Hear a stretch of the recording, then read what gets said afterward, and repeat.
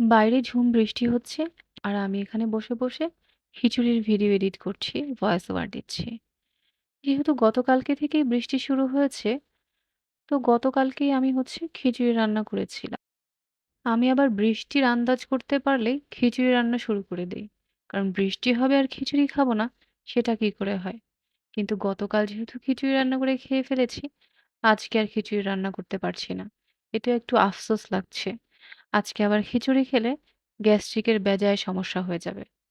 আর খুব সহজে খিচুড়ি রান্না করে ফেলতে পারি।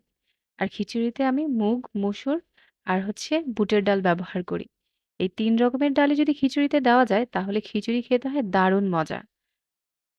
যেহেতু বুটের ডালটা সিদ্ধ হতে একটু সময় বেশি লাগে তাই অনেকেই ভুনা খিচুড়িতে বুটের ডালটা দিতে চায় না। কিন্তু আমি আবার তা করি না।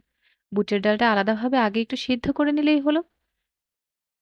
তুমি বৃষ্টির দিনে খিচুড়ির সাথে ইলিশ মাছ ভাজা থাকবে না, সেটা কি হতে পারে? তাই কয়েক পিস ইলিশ মাছও ভেজে নিলাম। বৃষ্টির দিনে ভুনা খিচুড়ির সাথে ইলিশ ভাজা বাঙালিদের আবেগ। এই আবেগ অন্য কিছু দ্বারা পূরণ করা সম্ভব নয়।